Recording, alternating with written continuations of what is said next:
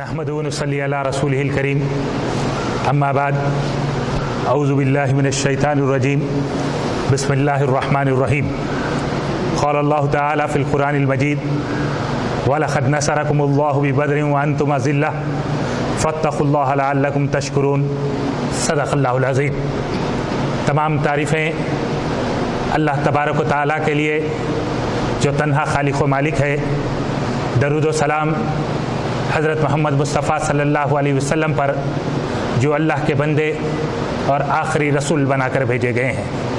سامعین اکرام، درسگاہ جہاد و شہادت کی جانب سے پچھلے تقریباً 30 سال سے 17 رمضان المبارک کو یوم جنگ بدر کے عنوان سے ایک اجتماع کا انعقاد عمل میں لایا جاتا ہے۔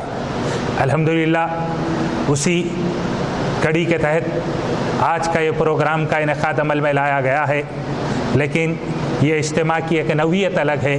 ہمیشہ ایسا ہوتا تھا کہ کوئی مسجد میں پروگرام ہوتا تھا اور کافی مسجد کے مصلی اور تنظیم کے کافی ساتھی اس پروگرام کو سننے کے لیے، اس پروگرام میں اٹینڈ کرنے کے لیے دور دور سے تشریف لاتے تھے۔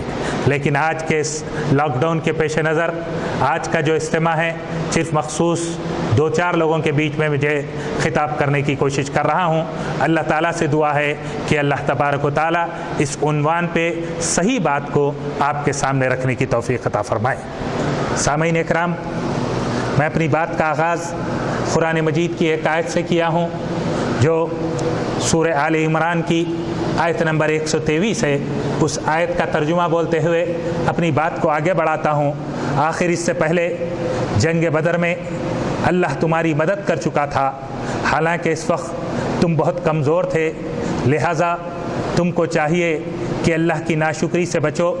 امید ہے کہ اب تم شکر گزار بنو گے۔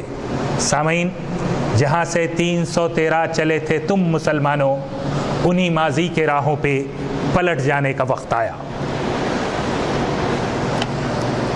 آج سے تقریباً 1429 سال پہلے، یہ ہجری کے حساب سے 1441 یہ ہے، لیکن جب 1439 ایئرس پہلے کی بات ہے جب جنگ بدر واقع ہوئی تھی، جو 2 ہجری کے اندر 17 رمضان المبارک کو واقع ہوئی تھی۔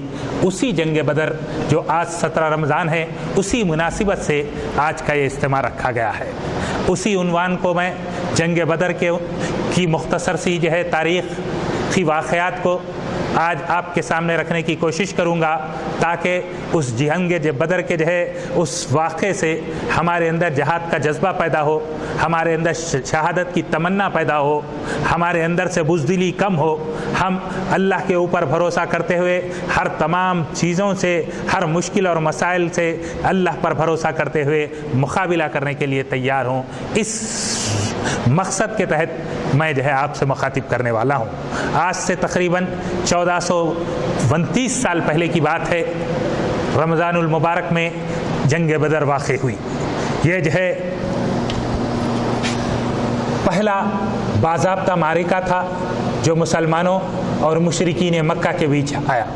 میری بات پر آپ غور کیجئے کہ میں یہ کہہ رہا ہوں کہ باضابطہ جو پہلا معرکہ تھا، لیکن اس سے پہلے کچھ ایک چھوٹے موٹے جھڑپ مسلمانوں اور مشرکین مکہ کے بیچ میں ہو چکے تھے، لیکن یہ جو باضابطہ جو معرکہ تھا، یہ پہلا معرکہ تھا جس کو جنگ بدر کے عنوان سے ہم جانتے ہیں۔ اس کو فرقان بھی کہا گیا، حق اور باطل میں فرق کرنے والی چیز بھی کہا گیا۔ اس کے لیے ہمیں چاہیے کہ قرآن مجید کا مطالعہ کریں۔ قرآن مجید میں اللہ تبارک و تعالیٰ نے سورہ انفال رکھی ہے، جو 8ویں سورت ہے۔ اس سورہ کے اندر اللہ تبارک و تعالیٰ جنگ بدر کے عنوان سے تقریباً واقعات ہمارے سامنے رکھتا ہے۔ یہ آدھا گھنٹہ یا 40 منٹس میں اس واقعے کو سامنے صحیح طور پہ آپ کو نہیں رکھ سکوں گا، لیکن میں لیول بس کوشش کروں گا کہ وہ واقعے کے اہم چیزیں آپ کے سامنے رکھوں۔ لیکن اس واقعے کو اگر سمجھنا ہے تو 2 چیزیں لازمی ہیں۔ ایک سورہ انفال کی تلاوت کیجئے، اس کا ترجمہ پڑھیے، اس کو سمجھیے، اور اللہ کے نبی صلی اللہ علیہ وسلم کی سیرت کو سمجھیے۔ اللہ کے نبی صلی اللہ علیہ وسلم کی سیرت کا مطالعہ کیجئے، تب آپ کو جا کے جنگ بدر کا واقعہ بھی معلوم ہوگا اور دوسرے غزوات کا واقعات بھی معلوم ہوں گے، اللہ کے نبی صلی اللہ علیہ وسلم کی مکی زندگی بھی معلوم ہوگی، اللہ کے نبی صلی اللہ علیہ وسلم کی مدینے کی زندگی بھی معلوم ہوگی۔ یہ دونوں چیزیں لے کر ایک مکمل نظام زندگی، ایک اسلام کا جو ہے زندگی گزارنے کا طریقے سے ہم جو ہے واقف ہو سکیں گے۔ سامعین اکرام، جو ہے قرآن مجید میں اللہ تبارک و تعالی سورہ انفال کے اندر مسلمانوں کے اندر جہاد کا جذبہ پیدا کرنے کے لیے، مسلمانوں کے اندر جہاد کا شوق پیدا کرنے کے لیے ساری کی ساری سورہ انفال، ساری کی ساری سورہ توبہ ہمارے اندر جذبہ جہاد کو پیدا کرنے کے لیے ہے۔ سامعین اکرام، اسی قرآن سورہ انفال کے 2-3 آیتوں کو میں آپ کے سامنے رکھتے ہوئے اپنی بات کو آگے بڑھاتا ہوں۔ اللہ تبارک و تعالی سورہ انفال کی آیت نمبر 15 میں فرماتا ہے، اے لوگو جو ایمان لائے ہو، میدان جنگ میں تمہارا کافروں سے مقابلہ ہو تو ان کو پیٹھ نہ دکھاؤ۔ اس کے بعد اللہ تبارک و تعالی سورہ انفال کی آیت نمبر 39 میں فرماتا ہے، اے لوگو جو ایمان لائے ہو، ان کافروں سے جنگ کرو یہاں تک کہ فتنہ باقی نہ رہے اور دین پورا کا پورا اللہ کے لیے ہو جائے۔ اور اللہ تعالیٰ سورہ انفال آیت نمبر 45 میں فرماتا ہے، اے لوگو جو ایمان لائے ہو، جب کسی گروہ سے تمہارا مقابلہ ہو تو ثابت قدم رہو اور اللہ کو کثرت سے یاد کرو، توقع ہے کہ تمہیں کامیابی نصیب ہو۔ سورہ انفال آیت نمبر 60 میں اللہ تعالیٰ فرماتا ہے، جہاں تک ممکن ہو کافروں کے مقابلے کے لیے قوت اور جنگی گھوڑے تیار رکھو، جن سے تم اللہ کے اور اپنے دشمنوں کو اور ان دوسرے دشمنوں کو خائف کر سکو جنہیں تم نہیں جانتے مگر اللہ انہیں جانتا ہے۔ سورہ انفال آیت نمبر 65 میں اللہ تعالیٰ فرماتا ہے، اے نبی مومنوں کو جہاد پر ابھارو۔ سورہ انفال آیت نمبر 74 میں اللہ تعالیٰ فرماتا ہے، جو لوگ ایمان لائے، ہجرت کی اور اللہ کی راہ میں جہاد کیا، اور وہ لوگ جنہوں نے پناہ دی اور مدد کی، یہی لوگ پکے مومن ہیں، ان کے لیے مغفرت اور باعزت روزی ہے۔ سامعین اکرام، جنگ بدر کو سمجھنے کے لیے اس کے پس منظر کو سمجھنا ضروری ہوتا ہے۔ جنگ بدر کو سمجھنے کے لیے اللہ کے نبی صلی اللہ علیہ وسلم کی مکی زندگی کو سمجھنا ضروری ہوتا ہے کہ اللہ کے نبی صلی اللہ علیہ وسلم 40 سال مکے میں زندگی گزارے۔ اس 40 سال کے اندر تمام کے تمام مکے والے آپ کو یا محمد کہنے کے بجائے آپ کو یا امین یا صادق کہتے تھے۔ مکے کا ہر شخص آپ کی امانت داری سے متاثر تھا۔ مکے کا ہر شخص یہ آپ کو ایک سچا انسان کہہ کر پکارتا تھا۔ لیکن اس 40 سال کے بعد اللہ کے نبی صلی اللہ علیہ وسلم کو اللہ تبارک و تعالی آخری نبی بنایا، اور وہی محمد صلی اللہ علیہ وسلم جس کو مکے والے یا امین یا صادق کہتے تھے، لوگوں کے سامنے بولے کہ اللہ کے سوائے کوئی عبادت کے لائق نہیں ہے، یہ بتوں کی عبادت سے روکے اور بولے کہ میں یعنی محمد صلی اللہ علیہ وسلم اللہ کا رسول بنایا گیا ہوں۔ لوگوں کو بتوں کی مخالفت کرے، توحید کی تعلیمات جب لوگوں کے سامنے پیش کرے، توحید کی دعوت جب لوگوں کے سامنے پیش کرے، تو وہ مکے والے جو اپنے آپ جو یا محمد کے بجائے یا امین یا صادق کہتے تھے، وہ مکے والے آپ کے دشمن بن گئے۔ آپ کی تعلیمات کو قبول کرنے کے بجائے آپ کی تعلیمات کو کس طریقے سے روک سکتے اس کی تدبیریں کرنے لگے۔ جو اسلام قبول کرے ان کو تکلیفیں دینے لگے، جو اسلام قبول کرے ان کو جو ہے قتل کرنے کی کوششیں کرنے لگے، ان پر ظلم و زیادتی کے پہاڑ توڑنے لگے۔ کیا بات تھی! اللہ کے نبی صلی اللہ علیہ وسلم کو وہ مکے کو چھوڑ کے ہجرت کرنا پڑا، آپ کے قتل کی تدبیریں ہونے لگی، آپ کے قتل کے لیے تمام چیزیں مقرر ہو گئی، آپ کے گھر کا محاصرہ کر لیا گیا۔ اس کے بعد اللہ کا حکم ہوا، اللہ کے حکم سے اللہ کے نبی صلی اللہ علیہ وسلم مکے کے اندر 13 سال تک دعوت اور تبلیغ کے بعد مکے سے ہجرت کرنے پر مجبور ہو گئے اور مکے سے ہجرت کر کے مدینہ تشریف لے گئے۔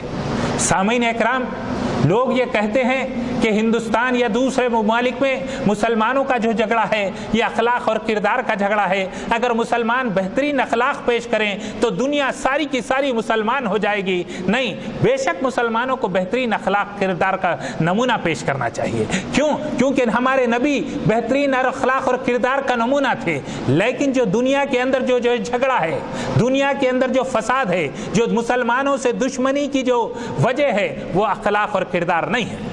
اگر اخلاق اور کردار وجہ ہوتا تو جو ہے مکے میں سارے کے سارے مکے کے مشرکین آپ کے اخلاق اور کردار سے متاثر تھے، سارے کے سارے مشرکین آپ کو جو ہے اخلاق اور کردار سے متاثر تھے، اور کوئی بات نہیں تھی کہ آپ کے اوپر ایمان لا لیں۔ لیکن بات اخلاق اور کردار کی نہیں تھی، بات توحید اور بت پرستی کی تھی، بات حق اور باطل کی تھی، بات جو ہے اسلام اور جو ہے کفر کی تھی۔ آج بھی جو دنیا کے اندر جو ہے جنگ ہے، یہ جو ہے اخلاق اور کردار کی یا غیر اخلاقی حرکات کی جنگ نہیں ہے۔ آج جو دنیا کے اندر جنگ ہے وہ حق اور باطل کے بیچ جنگ ہے، اور یہ جنگ جب تک جاری رہے گی جب تک اس دنیا سے باطل نظام کا خاتمہ نہ ہو جائے، اور یہ باطل نظام ختم ہونے کے لیے آیا ہے۔ اس کے لیے جدوجہد کرنا مسلمانوں کا کام ہے، اور اللہ تبارک و تعالیٰ کا وعدہ ہے کہ یہ باطل نظام کمزور ہے، ہم اس کے لیے جدوجہد کریں گے، اس کے لیے جو ہے کوشش کریں گے تو یہ باطل نظام ہر دنیا سے جو ہے ختم ہو جائے گا، اور جو ہے دنیا پر اسلام کا غلبہ ہوگا، امن ہی امن ہوگا، سکون ہی سکون ہوگا، ہر ایک کے لیے انصاف ہوگا۔ کسی کے لیے ناانصافی اسلام نہیں سکھاتا، کسی پر ظلم و زیادتی اسلام نہیں سکھاتا۔ اسلامی تعلیمات ہے کہ انسان نہیں بلکہ جانور کے بھی حقوق کی بات کرنے والا اسلام ہے۔ کسی پر ظلم و زیادتی اسلامی تعلیمات نہیں ہے۔ ظالم کو جو ہے ظلم کرنے دینا نہیں ہے، ظالم کو معاف کرنا نہیں ہے، اور مظلوم کی مدد کرنے کی تعلیم دیتا، ظالم کو ظلم کو برداشت کرنا، یہ اسلامی تعلیمات نہیں ہے۔ غرض یہ کہ اخلاق اور کردار کی جنگ نہیں تھی۔ اگر اخلاق اور کردار کی جنگ ہوتی تو میرے نبی حضرت محمد صلی اللہ علیہ وسلم سے بہترین اخلاق اور کردار دنیا کا کوئی شخص پیش کر سکا اور نہ پیش کر سکتا ہے قیامت تک۔ یہ اخلاق اور کردار کی جنگ نہیں، یہ حق اور باطل کا معرکہ ہے۔ یہ اخلاق اور کردار کی جنگ نہیں، یہ توحید اور بت پرستی کفر کے بیچ کی جنگ ہے، اور یہ جنگ جب تک جاری رہے گی جب تک اس دنیا سے باطل نظام کا خاتمہ نہ ہو جائے۔ سامعین اکرام، غرض یہ کہ اللہ کے نبی صلی اللہ علیہ وسلم جب مکے سے ہجرت کر کے مدینہ تشریف لائے، وہ کن حالات میں ہجرت کرے، کیسا ہجرت کرے، اور جو ہے وہ ہجرت کرنے سے پہلے کس طریقے سے آپ کو قتل کرنے کی تدبیریں کر لیے تھے، کس طریقے سے آپ کا گھر کا محاصرہ کر لیے تھے، آپ سیرت النبی کا مطالعہ کیجئے، آپ کو وہ چیزوں سے واقف ہوں گے۔ میرے اس وقت اس بات کی اجازت نہیں دیتا کہ میں اس کی تفصیلات میں جاؤں، لیکن جنگ بدر سے واقف ہونے کے لیے پس منظر سے واقف ہونا ضروری ہوتا ہے۔ 4 ایسے وجوہات ہیں جن سے واقف ہونا ضروری ہے۔ وہ 4 وجوہات کی بنا پہ آپ کو جنگ بدر سمجھ میں آئے گی کہ کیوں جنگ بدر کیوں واقع ہوئی، جنگ بدر مسلمانوں کے بیچ اور مشرکین کے مکہ کے بیچ کیوں واقع ہوئی۔ یہ 4 پس منظر سے واقف ہونا پڑے گا۔ میں پہلے وہ 4 پس منظر آپ کو گنا دیتا ہوں، اور اس کے بعد اس کی تفصیلات جو ہے بعد میں بیان کرتا ہوں۔ پہلی چیز، مکے میں جب مکے سے پہلی جو چیز ہے، مکے میں سعد بن معاذ رضی اللہ عنہ اور ابو جہل کے بیچ جو ہے مباحثہ، ایک جو ہے بحث اور تکرار ہوئی۔ سعد بن معاذ رضی اللہ عنہ کو جو ہے ابو جہل کعبۃ اللہ کے طواف سے روکا، میں اس کی تفصیلات بعد میں بولوں گا۔ دوسری جو چیز ہے، قرظ بن جابر کا حملہ مسلمانوں کی چراگاہوں پر، یہ دوسری وجہ ہے۔ اور تیسری جو وجہ ہے، قریش مکہ کا خط عبداللہ بن ابی کے نام، جو منافقوں کا سردار تھا، اس کے نام ایک خط ہے، وہ چیز ہے۔ چوتھی جو چیز ہے، قریش کا تجارتی قافلہ جو ہے شام سے مکہ واپس ہو رہا تھا۔ یہ 4 چیزیں آپ کو جب سمجھ میں آئیں گی تو جنگ بدر خود بخود ہمارے سامنے جو ہے اس کا جو ہے نقشہ جو ہے سمجھ میں آئے گا۔ سامعین، یہ چیز پس منظر کے حساب سے میں پہلے عنوان کی طرف آتا ہوں کہ جب مکے سے ہجرت کر کے اللہ کے نبی صلی اللہ علیہ وسلم مدینہ آئے تو مدینے میں آپ کا استقبال کیا گیا، آپ کو مدینے کا امیر مقرر کیا گیا، تمام مدینے کے امور کا فیصلہ آپ صلی اللہ علیہ وسلم فرماتے تھے۔ اور آپ کے آنے سے پہلے ایک شخص جس کا نام عبداللہ بن ابی تھا، جس کو سردار بنانا تقریباً طے تھا، لیکن جب اللہ کے نبی صلی اللہ علیہ وسلم مدینہ تشریف لائے تو جو ہے مدینے کے جو ہے آپ جو ہے امیر مقرر ہو گئے، اور تمام امور کا جو ہے آپ فیصلہ آپ کے جو ہے کرنے کے جو ہے جواز ہو گئے۔ سامعین اکرام، جب مکے کے مدینے کے لوگ، جس میں ایک سردار ہے جن کا نام سعد بن معاذ ہے، یہ انصار صحابی تھے، مکے کے جو ہے مدینے کے سرداروں میں سے تھے. یہ کعبۃ اللہ کا طواف کرنے کی غرض سے جب ایک تجارت کی غرض سے مکہ گئے اور جب واپسی میں کعبۃ اللہ کا طواف کرنا چاہ رہے تھے تو جو ہے ابو جہل دیکھتا اور فوراً روکتا کہ اے سعد، آپ جو ہے ہمارے سے جو لوگ مکے سے جو لوگ مفروع بھاگ کے آئے ہیں ان کو آپ مدینے میں پناہ دیتے ہو اور کعبۃ اللہ کا طواف کرنے آتے ہو. آپ کو کعبۃ اللہ کے طواف کرنے کی اجازت میں نہیں دوں گا. کیوں؟ کیونکہ آپ مسلمانوں کو مدینے میں پناہ دیے ہیں، مکے سے بھاگ کے آئے ہوئے لوگوں کو آپ مدینے میں پناہ دیے ہیں. آپ کو میں کعبۃ اللہ کے طواف کی اجازت نہیں دوں گا. وہیں کے اندر جو لوگ موجود تھے ان کے بیچ اختلاف ہوا، وہ جو ہے ایک دوسرے سے بحث اور تکرار ہوئی. سعد بن معاذ رضی اللہ عنہ بھی اس کو ابو جہل کو جواب دیے، اگر تو مجھے کعبۃ اللہ کے طواف سے روکے گا تو مکے کے لوگوں کی تجارت جو مدینے کے راستے سے ہو کے شام کو جاتی ہے اور اسی راستے سے واپس ہوتی ہے، وہ تجارت کرنے کے لیے تمہارے تجارت قافلوں کو جو ہے ہم جو ہے جانے کی اجازت نہیں دیں گے. دوسری جو چیز تھی، قریش مکہ جو اللہ کے نبی صلی اللہ علیہ وسلم مکے سے جو ہے مدینہ ہجرت کرنے کے بعد ان کا جو ہے دل ٹھنڈا نہیں ہوا. وہ یہ چاہتے تھے کہ دین اسلام کو صف ہستی سے مٹا دے. وہ یہ چاہتے تھے کہ اللہ کے نبی اور اللہ کے نبی صلی اللہ علیہ وسلم کے اوپر ایمان لائے ہوئے صحابہ کو ختم کر دے. مکے میں تو دین اسلام، مکے سے تو جو ہے صحابہ ہجرت کر کے مدینہ آ گئے تھے، لیکن وہ اس کو جو ہے برداشت کرنے کے قابل نہیں تھے. وہ اس کو اپنی ایک شکست تسلیم کر رہے تھے. وہ یہ چاہ رہے تھے کہ دین اسلام دنیا سے ختم ہو جائے. تو اسی لیے جو ہے عبداللہ بن ابی کو خط لکھتے ہیں. خط لکھ کے یہ بولتے ہیں کہ ہمارے پاس سے جو لوگ بھاگ کے آئے ہیں، آپ مدینے والوں نے ان کو پناہ دی ہے، فوراً جو ہے مدینے سے ان کو باہر نکال دو. اگر مدینے میں ان کو رکھیں گے تو ہم ایک جرار لشکر لے کے مدینے پہ حملہ کریں گے، تمام مدینے کی اینٹ سے اینٹ بجا دیں گے، جو لوگ ہیں وہ جو قتل کر دیں گے، اور جو بچے اور ضعیف لوگ ہیں ان کو جو ہے غلام بنا لیں گے. یہ خط کے بعد عبداللہ بن ابی اپنے چند حواریوں کو لے کے مشورے کرنے لگا. اللہ کے نبی صلی اللہ علیہ وسلم کو اطلاع ملی. جیسے ہی اطلاع ملی، اللہ کے نبی صلی اللہ علیہ وسلم عبداللہ بن ابی کے پاس جاتے اور اس کو بولتے کہ آپ کیا کرنے، کون سا مشورہ کرنے جا رہے ہیں؟ کیا مدینے کے اندر آپس میں یہ ایک دوسرے کا قتل خون کرنا چاہ رہے ہیں؟ آپس میں خاندان کے اندر ایک دوسرے سے لڑانا چاہ رہے ہیں؟ اور وہ یہ بات کو سمجھ گیا کہ یہ بات ممکن نہیں ہے، تو جو ہے اپنا جو پلان کر رہا تھا وہ پلان کو جو ہے واپس ہو گیا. اس کے بعد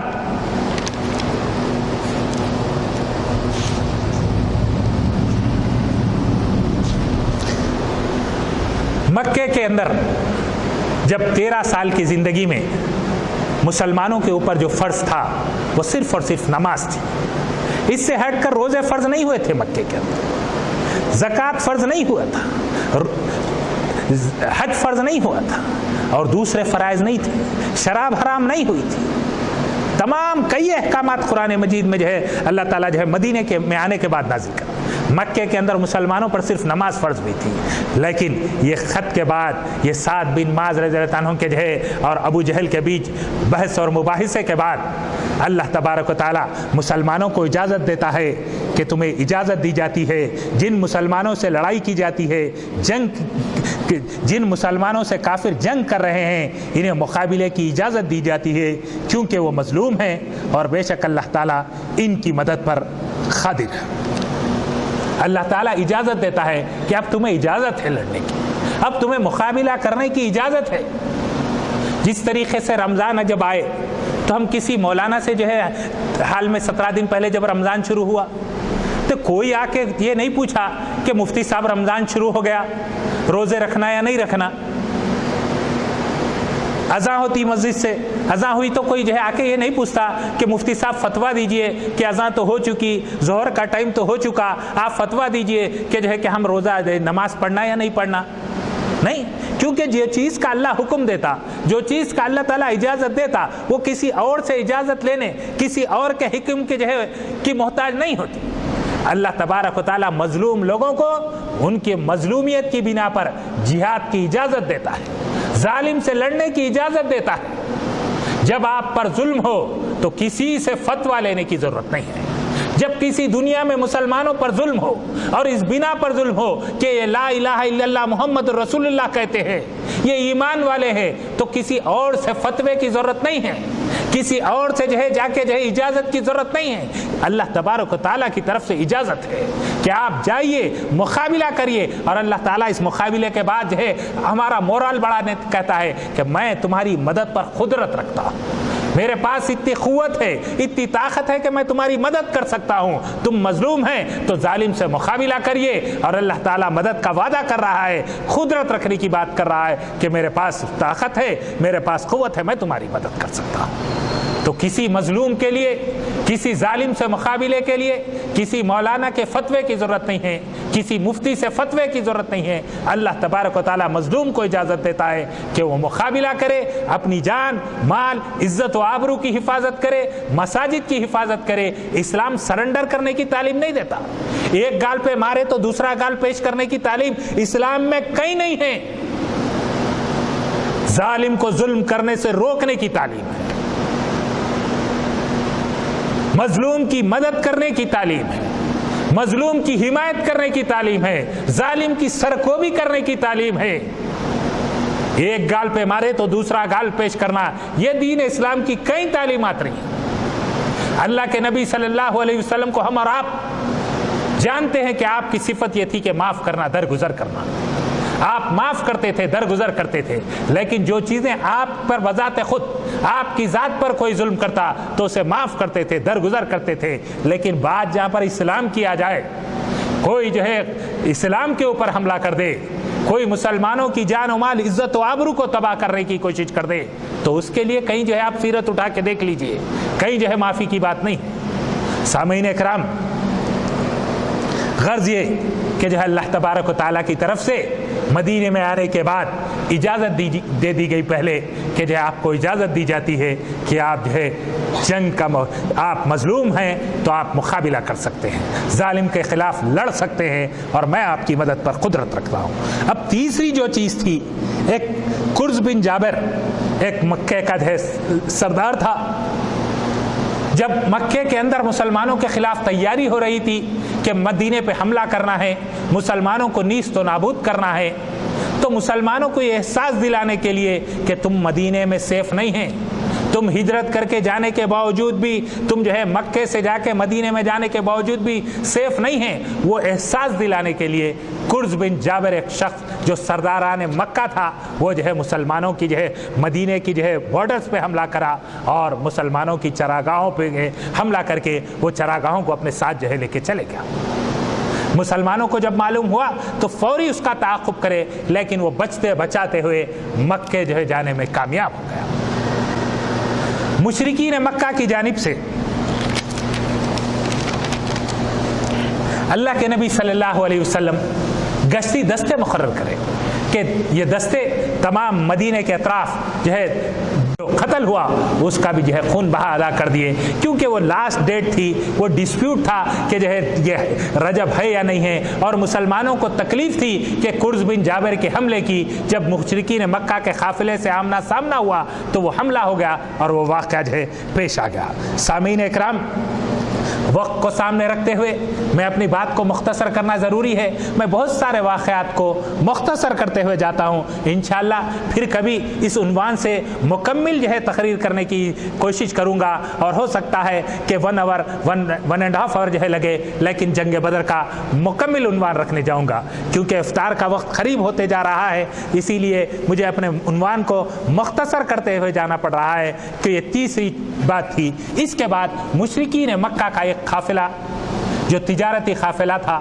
جس کے اندر تمام کے تمام مشرکین مکہ کا تقریباً لوگوں کا اس کے اندر مال دولت شامل تھی، اس تجارتی مال کا جو منافع تھا یہ مسلمانوں کے خلاف استعمال ہونے والا تھا، مکے میں حملے کے لیے استعمال ہونے والا تھا، مسلمانوں کی جان و مال، عزت و آبرو کو تباہ و برباد کرنے کے لیے استعمال ہونے والا تھا۔ وہ قافلہ مکے سے ہوتے ہوئے مکے سے نکلا اور مدینے کے بارڈر سے ہوتے ہوئے شام چلا گیا، اور جب وہ قافلہ واپس آ رہا تھا، وہ قافلے کا تجارتی قافلے کا جو سردار تھا وہ ابو سفیان تھا۔ وہ قافلے کی اطلاع اللہ کے نبی صلی اللہ علیہ وسلم کے پاس پہنچی تو صحابہ کو لے کر وہ قافلے کو روکنے کے لیے، وہ قافلہ جس کا مال مسلمانوں کے خلاف استعمال ہونے والا تھا، وہ قافلہ جس کا مال مسلمانوں کی کو تباہ و برباد کرنے کے لیے استعمال ہونے والا تھا، اس قافلے کے مال کو ضبط کرنے کے لیے اللہ کے نبی صلی اللہ علیہ وسلم صحابہ کے تقریباً 313 صحابہ کو لے کر مدینے سے نکلے اور وہ قافلے کو روکنے کے ارادے سے نکلے۔ لیکن ابو سفیان جو تھا وہ ایک چالاک آدمی تھا، ایک بہترین چالاک آدمی تھا۔ وہ چالاک آدمی یہ کیا کہ اس کو بھی پتہ لگ گیا کہ مسلمان مقابلے کے لیے نکلے ہیں، مسلمان اس قافلے کو ضبط کرنے کے لیے نکلے ہیں، تو فوراً وہ کیا کرا، اپنا راستہ تبدیل کر دیا۔ مدینے کے بارڈر سے گزرنے کے بجائے دوسرے جو غیر معروف راستے ہیں وہ راستوں پہ اپنے تجارت قافلے کو ڈال دیا، اور ایک شخص جس کا نام زمزم تھا اس کو فوراً مکے کو بھیج دیا کہ جاؤ مکے میں اعلان کرو کہ مسلمان تجارتی قافلے پہ حملہ کرنے والے ہیں، اور ہماری مدد کے لیے فوراً ان کے لیے آنے کے لیے اعلان کرو۔ وہ زمزم کو تیز سواری دے کے روانہ کیا۔ وہ زمزم تیز سواری کے ساتھ مکہ جاتا ہے، اور روایتی انداز میں جس طریقے سے مکے کا روایت ہوتی ہے کہ کوئی اعلان کرنا چاہے کوئی ناگہانی واقعے کا تو وہ تمام روایت کو اپناتے ہوئے اعلان کرتا ہے، تمام لوگ جمع ہو جاتے ہیں، جمع ہوئے تو وہ اعلان کرتا ہے کہ مسلمان تجارتی قافلے پہ حملہ کرنے والے ہیں، اور وہ جو تجارتی قافلہ ہے اس کو لوٹنے والے ہیں، اس کو ضبط کرنے والے ہیں۔ ابو سفیان نے مجھے آپ کی طرف بھیجا ہے، آپ تمام لوگ اس تجارتی قافلے کو بچانے کے لیے آگے بڑھیے اور اس تجارتی قافلے کو مسلمانوں سے بچائیے، ورنہ تجارت جو مال و دولت ہے وہ بھی چلے جائے گی، اور جو تجارتی قافلے کے ساتھ لوگ ہیں وہ بھی ختم ہو جائیں گے۔ فوراً مشرکین مکہ پہلے سے مسلمانوں کے خلاف جنگ کی تیاری میں تھے، پہلے سے وہ مسلمانوں کے خلاف بغض رکھتے تھے، پہلے سے وہ مکے پہ حملہ کرنے کی تدبیریں کرنے میں لگے ہوئے تھے۔ یہ واقعہ جیسے یہ اطلاع ملی وہ فوراً ابو جہل کی سرکردگی کے اندر 1000 کا جرار لشکر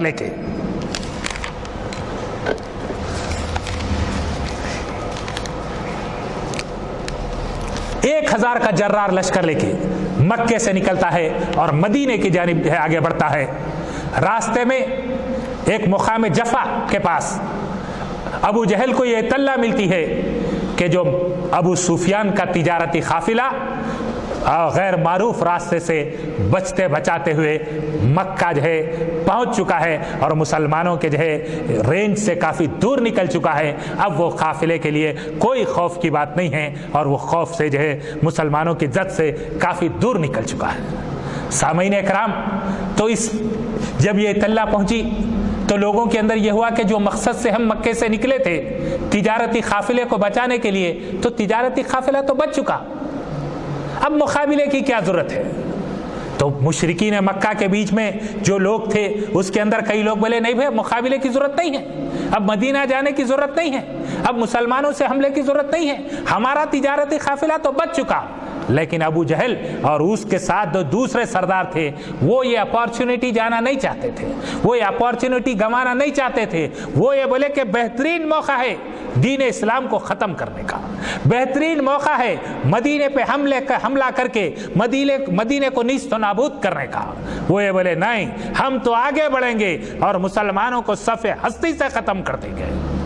اب تو ایک فیصلہ کن معرکہ ہوگا، فیصلہ ہو جائے گا کہ کون کامیاب ہوتے ہیں اور کون ناکام ہوتے ہیں۔ وہ اعلان کرا، لیکن اس کے باوجود مشرکین مکہ کے اندر کچھ ڈسپیوٹ آتا اور 300 افراد مقام جفا سے واپس چلے آتے۔ نہیں، جس مقصد کے لیے ہم نکلے تھے وہ ہمارا مقصد پورا ہو گیا۔ تو مشرکین مکہ کی تعداد 1300 سے لے کے 1000 ہو جاتی، اور مسلمان اللہ تبارک و تعالیٰ مسلمانوں سے اللہ تعالیٰ اللہ کے نبی سے وعدہ کرتا کہ 2 گروہ میں سے ایک گروہ میں تمہیں کو ضرور کامیابی دوں گا۔ ایک گروہ تو بچتے بچاتے ہوئے نکل گیا، اب جو دوسرا گروہ ہے وہ ابو جہل کی سرکردگی میں جرار لشکر ہے۔ اللہ کے نبی صلی اللہ علیہ وسلم صحابہ کو بلاتے ہیں، بلا کے ان سے مشورہ کرتے ہیں کہ آپ مشورہ دیجئے، اب ہم کو کیا کرنا ہے؟ ہم تو ایک قافلے کو ضبط کرنے کے لیے نکلے تھے، ہم تو ایک قافلے کو روکنے کے لیے نکلے تھے، تجارتی قافلہ تھا، اس کو روکنے کے لیے تھے، جنگ کی کوئی تیاری کر کے نہیں نکلے تھے۔ لیکن آج ہمارا جو مقابلہ ہے، مدینے سے مکے سے ایک جرار لشکر آ رہا ہے، وہ ہمارے آمنے سامنے آنے والا ہے۔ اب ان لمحات میں، ان حالات میں آپ کیا مشورہ دیتے ہیں؟ اللہ کے نبی صلی اللہ علیہ وسلم جب صحابہ سے مشورہ کرتے ہیں تو مہاجرین صحابہ میں سے حضرت ابوبکر صدیق، حضرت عمر، حضرت مقداد رضی اللہ عنہ اٹھتے ہیں اور کہتے ہیں یا رسول اللہ، ہم آپ پر ایمان لائے ہیں، ہم موسیٰ کی قوم نہیں جو یہ کہتے تھے کہ اے موسیٰ تم اور تمہارے اللہ مقابلہ کر لے، ہم بیٹھ کے تماشا دیکھیں گے۔ ہم آپ پر ایمان لائے ہیں، آپ ہمیں حکم دیجئے، ہم ہر چیز کرنے کے لیے تیار ہیں، آپ پر ہم اپنی جان قربان کرنے کے لیے تیار ہیں، تمام چیزیں قربان کرنے کے تیار ہیں۔ اللہ کے نبی صلی اللہ علیہ وسلم یہ 3 صحابہ کے جواب کے بعد پھر دریافت کرتے ہیں، فرمائیے آپ لوگوں کا کیا مشورہ ہے؟ جب اللہ کے نبی صلی اللہ علیہ وسلم کے دوبارہ دریافت کرنے پر انصار صحابہ کی طرف سے حضرت سعد بن معاذ رضی اللہ عنہ اٹھتے ہیں، جو ایک سردار تھے، اٹھ کے فرماتے ہیں یا رسول اللہ، کیا آپ انصار سے مخاطب ہیں؟ کیا آپ کا اشارہ انصار کی طرف ہے؟ تو اللہ کے نبی صلی اللہ علیہ وسلم کہتے ہیں ہاں میرا اشارہ انصار کی طرف ہے۔ تو اللہ کے نبی صلی اللہ علیہ وسلم انصار سے کہتے ہیں کہ دیکھیے ہاں میرا اشارہ، تو انصار کی طرف سے حضرت سعد بن معاذ رضی اللہ عنہ اٹھ کے کہتے ہیں کہ یا رسول اللہ، ہم آپ پر ایمان لائے ہیں، یہ کیسے ممکن ہو سکتا ہے کہ اللہ کا نبی دشمنوں سے لڑے اور ہم گھر میں بیٹھ کے تماشا دیکھیں؟ آپ ہمیں حکم دیں تو ہم سمندر میں چھلانگ لگانے کے لیے تیار ہیں۔ اللہ کے نبی صلی اللہ علیہ وسلم یہ اس مشورے کے بعد یہ طے کرتے ہیں کہ ہاں اب مقابلہ کریں گے۔ مسلمانوں کی جو تعداد تھی 313 تھی، یہ 313 کے اندر 236 انصار صحابہ تھے اور بقیہ 76 وہ مہاجر تھے جو مکے سے ہجرت کر کے آئے ہوئے تھے، اور مشرکین کے پاس 1000 کا جرار لشکر تھا اور مسلمانوں کے پاس صرف 2 گھوڑے تھے اور مشرکین کے پاس 300 گھوڑے تھے۔ مسلمانوں کے پاس صرف 70 اونٹ تھے اور مشرکین مکہ کے پاس 700 اونٹ تھے۔ مسلمانوں کے پاس کسی کے پاس ذرہ بکتر نہیں تھی اور مشرکین مکہ کے پاس 600 افراد کے پاس ذرہ بکتر تھی، اور دوسری تمام ہتھیاروں سے لیس تھے، تمام کے پاس تلواریں تھیں، تمام کے پاس مشرکین مکہ کے پاس نیزے تھے، تمام کے پاس روکنے کے لیے ڈھال تھی، مسلمانوں کے پاس صرف 2 تلواریں تھیں۔ ان حالات میں اللہ کے نبی صلی اللہ علیہ وسلم قافلے کو لے کر بدر کے مقام پر ایک جگہ پڑاؤ کرتے، لیکن ایک صحابی کے مشورے سے وہ پڑاؤ وہ صحابی آ کے اللہ کے نبی صلی اللہ علیہ وسلم سے پوچھتے یا رسول اللہ کہ اللہ کے حکم سے آپ یہاں پڑاؤ کریں یا کوئی اور آپ کا ارادے ہے؟ تو اللہ کے نبی صلی اللہ علیہ وسلم بولتے نہیں، اللہ کا کوئی حکم نہیں ہے۔ تو وہ بولتے کہ اس جگہ کے پڑاؤ کے بجائے ہم وہ اونچے ٹیلے پہ پڑاؤ کریں گے، یہ جنگی حکمت عملی کے لحاظ سے بہتر ہوگا۔ اللہ کے نبی صلی اللہ علیہ وسلم فوراً اس مشورے کو قبول کرتے اور مقام تبدیل کر کے ایک اونچے ٹیلے کے اوپر پڑاؤ کرتے۔ مسلمانوں کا اللہ کے نبی صلی اللہ علیہ وسلم کے لیے ایک سائبان ڈالا جاتا، اس سائبان میں اللہ کے نبی صلی اللہ علیہ وسلم دعا کرتے رہتے کہ اللہ یہ کمزور لوگ 313 کا افراد 1000 سے جرار لشکر سے مقابلے کے لیے آئے، اگر یہ لوگ ناکام ہو جائیں گے تو قیامت تک سرزمین دنیا پر تیرا نام لینے والا نہیں ہوگا۔ یا اللہ یہ مسلمانوں کو کامیابی دے، کامرانی دے، دشمن کو ناکام و ناکمراد کر دے، دشمن کو نیست و نابود کر دے، اس کو شکست دے دے۔ یا اللہ دعا کرتے اس سائبان کے اندر رات بھر دعا کرتے رہتے یا اللہ مسلمانوں کو کامیابی دے۔ اللہ کے نبی صلی اللہ، تو اس بات سے ہم کو یہ دیکھنا ہے 2 چیزیں، ایک یہ ہے کہ تدبیر ہونا ہے، اس کے ساتھ دعا ہونا، بغیر تدبیر کے دعا نہیں، تدبیر کے ساتھ دعا ہونا۔ ایک تدبیر ہونا، اس کے ساتھ دعا ہونا کہ یا اللہ ہم نہتے آئے ہیں تیرے مقابلے. اگر اللہ کے نبی مکے میں بیٹھ کے دعا کرتے کہ مشرکین مکہ کو جو ہے سارے کے سارے کو برباد کر دے، خدا کی قسم اللہ تعالیٰ اللہ کے نبی کی دعا کو ضائع نہیں کرتا اور مشرکین مکہ کے سارے لشکر کو جو ہے تباہ و برباد کر دیتا تھا. لیکن اللہ کے نبی ہمارے لیے آئیڈیل تھے، ہمارے لیے نمونہ تھے، ہمارے لیے مثال تھے، آنے والے قیامت تک کے لیے مثال تھے. تو آپ تمام تدبیر کرے، تمام تیاری کرے، اس کے بعد دعا کرے. ہمارے پاس ہم بالکل مختلف ہو گئے. ہم تیاری تو کرنا نہیں چاہتے، مقابلے کے لیے کوئی چیز تیار نہ خود تیار، نہ کوئی ہتھیاروں سے تیار، خالی دعا سے سمجھتے کہ تمام مسائل. یہ اسلامی تعلیمات نہیں ہے، یہ قرآن اللہ کے رسول کی تعلیمات نہیں ہے کہ خالی دعا سے تمام مسائل حل ہو جائیں.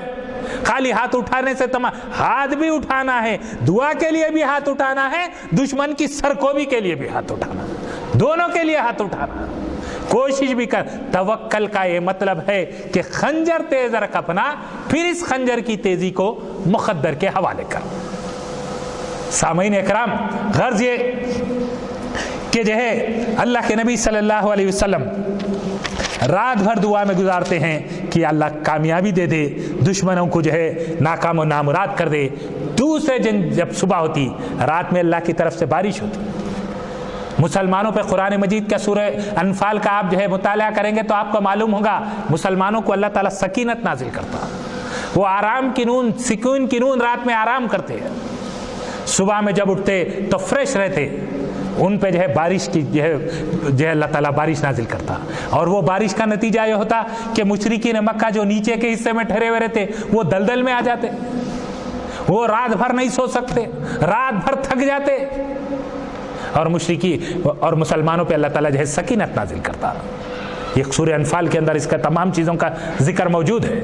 اس کے بعد جب دوسرے دن 17 رمضان رہتی، جمعہ کا دن رہتا، اللہ کے نبی صلی اللہ علیہ وسلم ہاتھ میں تیر لے کے صحابہ کی صف بناتے رہتے کہ ان کو احکامات دیتے رہتے کہ کس طریقے سے مقابلہ کرنا ہے، دشمن کو کس طریقے سے دور سے روکنا ہے، قریب آئے تو کس طریقے سے ان کو جو ہے پتھر سے روکنا ہے، اور قریب آنے سے کس طریقے سے ان کا مقابلہ کرنا ہے، کب تلوار کا استعمال کرنا ہے، کب نیزے کا استعمال کرنا ہے، یہ کب دشمن کو کس طریقے سے دور روکنا ہے. صحابہ کی صف بندی کراتے، اللہ سے دعا کرتے رہتے، صحابہ کی صف بندی کراتے رہتے اور جو ہے احکامات دیتے رہتے کس طریقے سے دشمن سے مقابلہ کرنا ہے.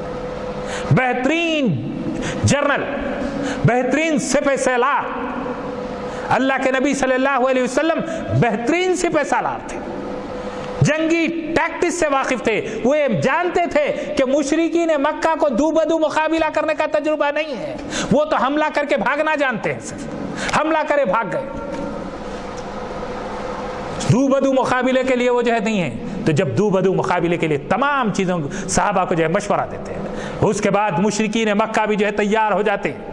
مشرکین مکہ کی طرف سے اور مسلمانوں کے بیچ میں وہ زمانے کے حساب سے ایک جو ہے جنگ سے پہلے ایک جنگ چھوٹی بڑے لوگوں کی جنگ ہوتی تھی. ادھر سے چند جو ہے بڑے لوگ نکل کے آتے، ادھر سے چند لوگ بڑے لوگ، جس کو جنگ مبازرہ کہتے ہیں. پہلے بڑے لوگوں کے بیچ میں جنگ ہوتی، اس کے بعد عام جنگ کا آغاز ہوتا. مشرکین مکہ کی طرف سے عتبہ، شیبہ اور ولید تینوں میدان میں آتے اور لوگوں کو مسلمانوں کی طرف بولتے کہ آئیے ہمارے مقابلے کے لیے. اللہ کے نبی صلی اللہ علیہ وسلم کے اشارے پر 3 صحابہ مقابلے کے لیے آگے بڑھتے.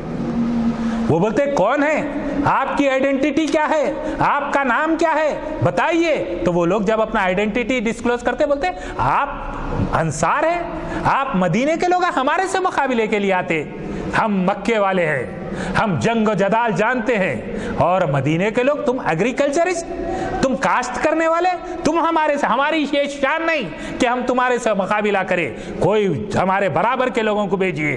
تو اللہ کے نبی صلی اللہ علیہ وسلم وہ 3 صحابہ کو واپس بلا کے دوسرے 3 مہاجر صحابہ کو بھیجاتے ہیں، جن میں حضرت حمزہ رضی اللہ عنہ، حضرت عبیدہ بن حارث اور حضرت علی. یہ جنگ مبازرہ کا آغاز ہوتا. عتبہ کا مقابلہ حضرت حمزہ سے ہوتا. عتبہ حضرت حمزہ پہ حملہ کرتا، حضرت حمزہ رضی اللہ عنہ اس کا حملہ روکتے اور اس زور سے حملہ کرتے کہ عتبہ وہیں جو ہے جہنم رسید ہو جاتا. حضرت علی کا مقابلہ ولید سے ہوتا. حضرت علی رضی اللہ عنہ ایک ہی حملے کے اندر، ایک ہی وار کے اندر ولید کو جو ہے جہنم رسید کر دیتے۔ البتہ شیبہ کا مقابلہ عبیدہ بن حارث سے ہوتا، اور شیبہ کے ایک حملے میں عبیدہ بن حارث رضی اللہ عنہ شدید زخمی ہو جاتے، حضرت علی رضی اللہ عنہ آگے بڑھتے اور شیبہ کو قتل کر دیتے۔ تین کے تین جو ہے مشرکین مکہ کے پاس سے جو بڑے بڑے سردار آئے تھے، جن کا جو ہے قوت اور طاقت کی جو ہے مکے میں بول بالا تھا، تین کے تین جو ہے قتل ہو جاتے۔ عبیدہ بن حارث رضی اللہ عنہ شدید زخمی رہتے، ان کے زخمی حالت میں جو ہے مسلمانوں کے لشکر میں جو ہے ان کو جو ہے شفٹ کر دیتے۔ اس کے بعد جب یہ تین سردار قتل ہوتے ان کے، تو عام جنگ کا آغاز ہوتا۔ مشرکین مکہ مسلمانوں کے اوپر حملہ کر دیتے، عام جنگ کا آغاز ہوتا۔ مسلمانوں کی طرف سے اس کی مدافعت کی جاتی رہتی، مسلمان ان کا مقابلہ کرتے رہتے، تلواروں سے تلواریں ٹکراتے رہتی، خنجروں سے خنجر ٹکراتے رہتے، حق و باطل کے بیچ مارے کا آغاز ہو جاتا۔ 313 نہتے مسلمان جن کے پاس کوئی سر و سامان نہیں، 1000 سے جرار لشکر سے مقابلہ چلتے رہتا۔ مسلمان اللہ کے صحابہ اپنے جوہر دکھاتے رہتے، دشمن سے مقابلہ کرتے رہتے۔ وہ جنگ کی تفصیلات آپ جو ہے جنگ بدر کا واقعہ پڑھیے، انشاءاللہ آپ اس سے واقعے سے واقف ہوں گے کہ کس طریقے سے قرظ بن جابر کا کس طریقے سے قتل ہوتا، اور یہ مقابلہ کس کے بیچ تھا۔ یہ مقابلے میں کئی ایسے لوگ تھے جن کے جو ہے رشتہ دار مشرکین مکہ کے اندر تھے۔ مسلمانوں کے اندر ابو عبیدہ تھے، ان کے والد جراح مشرکین مکہ کے اندر شامل تھے۔ مسلمانوں کے اندر حضرت علی تھے اور ان کے بھائی عقیل مشرکین مکہ کی طرف سے تھے۔ مسلمانوں کی لشکر کی طرف سے حضرت ابو بکر صدیق رضی اللہ عنہ تھے، اور مشرکین کی طرف سے ان کے بیٹے عبد الرحمن تھے۔ مسلمانوں کی طرف سے حضرت عمر تھے، مشرکین کی طرف سے ان کے ماموں آس بن حشام تھے، اور مسلمانوں کی طرف سے حضرت حمزہ تھے، اور مشرکین کی طرف سے حضرت حمزہ رضی اللہ عنہ کے بھائی عباس تھے۔ اس سے کیا بات معلوم ہوتی کہ ہمارے پاس سب سے بڑی جو اہمیت ہے وہ لا الہ الا اللہ محمد الرسول اللہ کی بات ہے۔ جو لا الہ الا اللہ محمد الرسول اللہ بولے وہ ہمارا بھائی ہے، جو ہمارا خون کا رشتہ دار ہو، لیکن جو اللہ کو الہ واحد نہ مانے، اللہ کے نبی صلی اللہ علیہ وسلم کو آخری رسول نہ مانے، اس سے ہمارا کوئی تعلق نہیں ہے۔ ہمارا تیرا میرا رشتہ کیا؟ تو لا الہ الا اللہ۔ ہمارا رشتہ ایک مسلمان سے دنیا کے کسی کونے میں مسلمان رہنے دیجئے، اس سے ہمارا رشتہ کیا ہے؟ صرف اور صرف کلمے کا رشتہ ہے۔ وہ کلمے کی بنیاد پہ ہمارا بھائی ہے۔ المسلم و اخو المسلم، دنیا کے کوئی کونے میں مسلمان رہنے دیجئے، دنیا کے تمام مسلمان آپس میں ایک دوسرے کے بھائی۔ سامعین اکرام، یہ جو جنگ تھی یہ کوئی جو ہے مکے اور مدینے کے بیچ جنگ نہیں تھی، یہ جو جنگ ہے حق اور باطل کے بیچ معرکہ تھا۔ یہاں پر خونی رشتے کوئی دیکھے نہیں جاتے۔ آپ کو تفصیلات، آپ جنگ بدر کی تفصیلات میں آپ جائیں گے تو آپ کو معلوم ہوگا کہ جراح کس کے ہاتھوں قتل ہوا۔ جراح اپنے بیٹے حضرت ابو عبیدہ رضی اللہ عنہ کے ہاتھوں قتل ہوا۔ آپ کو معلوم ہوگا جب آپ سیرت پڑھیں گے تو ایک مرتبہ جب بعد میں عبد الرحمن ایمان لا کے ابو بکر صدیق رضی اللہ عنہ سے بولے کہ ابو جان، جنگ بدر میں کئی مرتبہ ایسا ہوا کہ آپ میری زد میں آ گئے، لیکن میں اپنی تلوار روک لیا۔ ابو بکر رضی اللہ عنہ بولے، اے بیٹے، اگر تو میری زد میں آتا تو میں تلوار نہیں روکتا، کیونکہ میرے لیے عزیز دین اسلام ہے۔ میرے پاس تمام رشتوں سے بڑا رشتہ لا الہ الا اللہ محمد الرسول اللہ کا ہے، اس رشتے پہ تمام رشتے قربان۔ تو اللہ کے حضرت ابو بکر صدیق رضی اللہ عنہ بولتے کہ اے عبد الرحمن، اگر اے بیٹے، اگر تو میرے سامنے آتا تو میں تیرے کو میں نہیں چھوڑتا تھا۔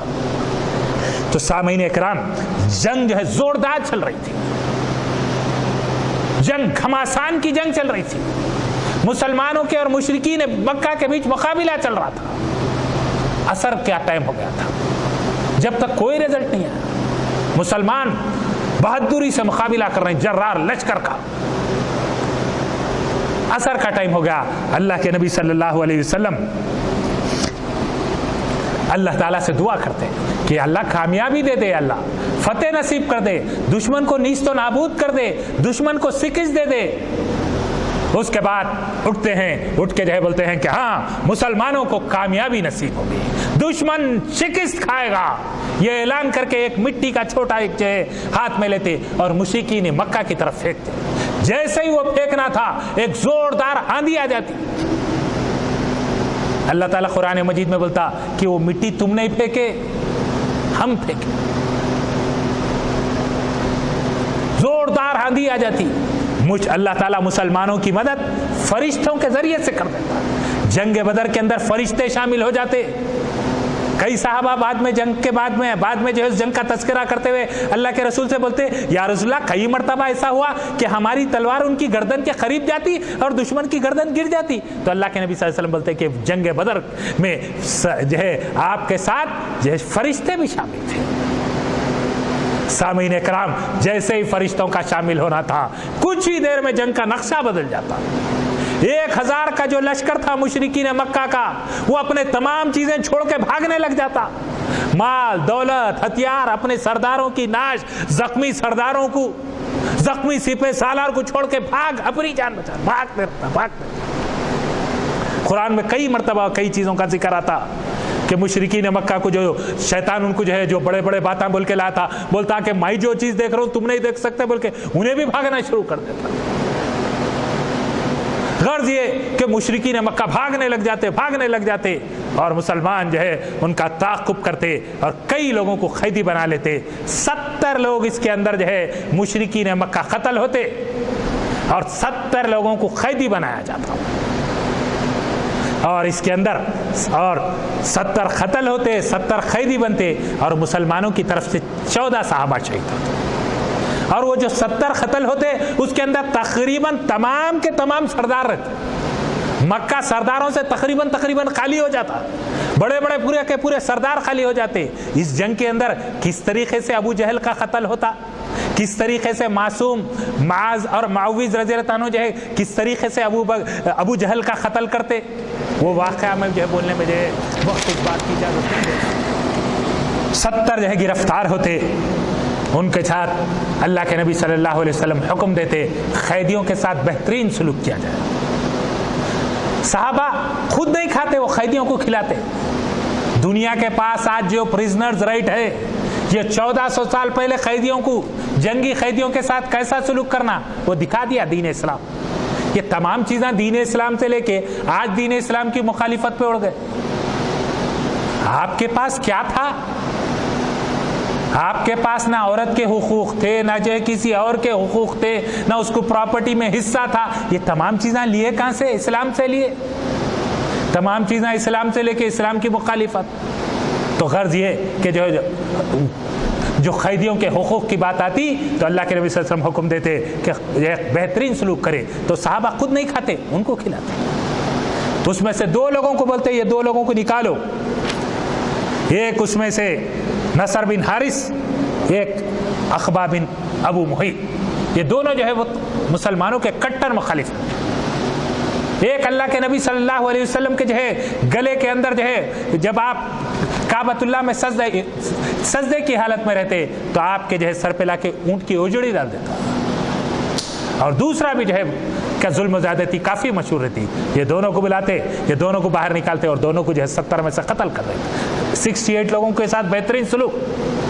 تو جس کے ساتھ اچھا سلوک کرنا ہے اچھا سلوک کرنا ہے، لیکن جو فتنہ پرور ہے، جو اسلام کے دشمن ہے، جو امن کے دشمن ہے، جو انسانیت کے دشمن ہے، ان کو زندہ رہنے کا حق نہیں۔ غرض یہ کہ ان قیدیوں کے بارے میں مشورہ ہوتا کہ کیا کیا جائے، ان قیدیوں کے ساتھ کیا سلوک کیا جائے۔ کئی لوگوں کے مشورے آتے۔ ابو بکر صدیق رضی اللہ عنہ بولتے کہ ان کے ساتھ فدیہ لے کے چھوڑ دیں۔ عمر رضی اللہ عنہ بولتے نہیں، جس کے جو رشتہ دار ہیں ان کے حوالے کر دینا، ان کے ہاتھ سے ان کو قتل کر دینا۔ اللہ کے نبی صلی اللہ علیہ وسلم کو جو ہے حضرت ابو بکر صدیق رضی اللہ عنہ کا مشورہ پسند آتا، آپ جو ہے فدیہ لے کے چھوڑ دیتے۔ وہ فدیہ لینے کے اندر بھی کیسا ہے، کس کو پڑھانے کے واسطے ہے، وہ تمام تفصیلات ہیں، لیکن اللہ تعالیٰ کو جو ہے یہ پسند نہیں آتا۔ قرآن مجید کے اندر آیت آتی، اللہ کی طرف سے وحی آتی کہ اگر پہلے سے یہ چیز لکھی نہیں ہوتی تو آج عذاب نازل ہو جاتا۔ پہلے سے یہ چیز تھی، اسی لیے آپ لوگ اللہ کے نبی اور ابو بکر صدیق رضی اللہ عنہ رونا شروع کر دیتے. عمر رضی اللہ عنہ پوچھتے کہ یا رسول اللہ آپ کیوں رو رہے ہیں، بتائیے. تو بولتے ہیں عمر عذاب بالکل اللہ کا قریب آ چکا تھا، اگر عذاب آتا تو عمر کے سوائے کوئی اور بچتا نہیں تھا عذاب سے. کیوں؟ کیونکہ فدیہ لے کے چھوڑنے کی طرف. اس کے بعد جنگوں میں چھوڑنا ہے ایسا چھوڑ دیا گیا، قتل کرنا. آپ جو ہے سیرت النبی کا مطالعہ کریے، کیونکہ یہ ایک جنگ نہیں، یہ تو پہلا معرکہ ہے جس میں 28 غزوات ہیں اللہ کے نبی کے. 28 غزوات کو پڑھیے، اللہ کے نبی کی سیرت معلوم ہوگی. حالات کا مقابلہ کرنے کی ہمارے اندر ہمت و حوصلہ پیدا ہوگا، ہمارے اندر جذب جہاد پیدا ہوگا، ہمارے اندر شوق شہادت پیدا ہوگا. وہ 28 غزوات کو پڑھیے. اسی رمضان کے اندر 17 کے بعد جو ہے 2 دن بعد جو ہے 20 رمضان آنے والی ہے. 20 رمضان کو فتح مکہ ہوا، وہ بھی جو ہے اللہ کے نبی صلی اللہ علیہ وسلم کا اس واقعے کو بھی پڑھیے کہ مکے سے کس طریقے سے جو ہے بتوں کو پاک کیا جاتا، کس طریقے سے کعبۃ اللہ سے بتوں کو پاک کیا جاتا، وہ واقعہ بھی پڑھیے. غرض یہ کہ اس بدر کے ذریعے سے ہم کو جو سبق لینا ہے، بات کو بالکل مختصر کرتے ہوئے ہم کو جو سبق لینا ہے وہ یہ ہے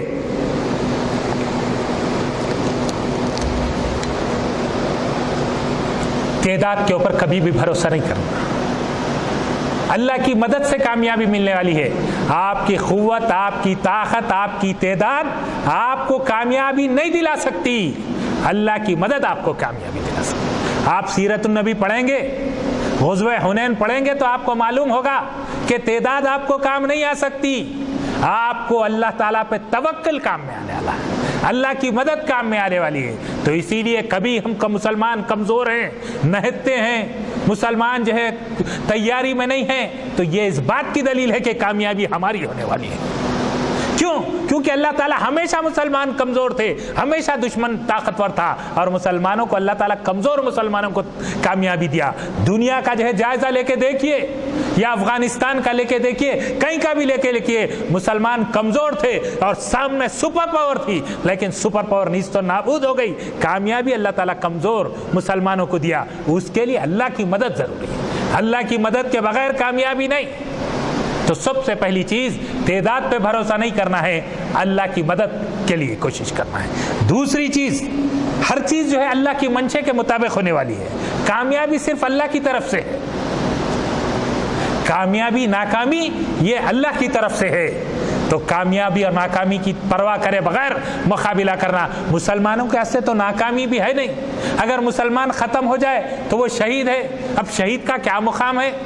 اس کے قطرہ خون زمین پہ گرنے سے پہلے اس کے تمام گناہ معاف.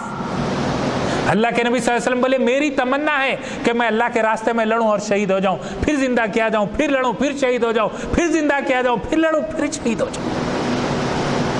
جس کو اللہ تعالیٰ بڑا مقام دینا چاہتا اس کو شہادت دیتا. ویسے بھی کامیابی جنگ کے اندر کامیابی ہو جائے، غازی بن جائے، ویسے بھی کامیاب. اور دعا جو ہے اس کو نظر انداز نہیں کرنا. ہر چیز آپ جو ہے اپنی جو ہے طاقت پہ قوت پہ نہیں، دعا ضروری ہے.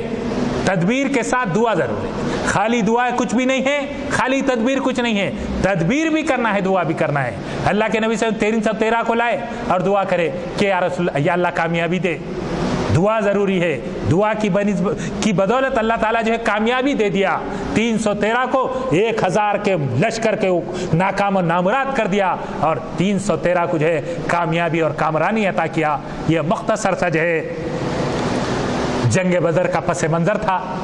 انشاءاللہ میں پھر کبھی کوشش کروں گا کہ جنگ بدر کے عنوان سے مکمل بات چیت آپ کے سامنے رکھوں. اللہ تعالیٰ سے دعا ہے کہ اللہ تبارک و تعالیٰ ہمارے اندر جوش جذبہ پیدا کرے، ہمارے اندر شوق شہادت پیدا کرے. یا اللہ ہم کو جو ہے دشمن کا مقابلہ کرنے کی قوت دے، طاقت دے. یا اللہ دشمن کو ہمارے مقابلے میں نیست و نابود کر دے، ناکام و نامراد کر دے، دشمن کو شکست دے دے، مسلمانوں کو کامیابی دے دے، ساری دنیا کے مجاہدین کو کامیابی دے، سارے دنیا کے دشمنان اسلام کو نیست و نابود کر دے. یا اللہ ہم کو تدبیر کے ساتھ تیرے ہاتھ سامنے ہاتھ اٹھانے والا بنا. یا اللہ سر کٹانے والا بنا، سر جھکانے والا بنا. یا اللہ اس رمضان کے ہمارے روزوں کو قبول فرما، اس رمضان کے ذریعے سے ہمارے اندر تقوی پیدا فرما. آمین. وآخر الدعوانا ان الحمد للہ رب العالمین.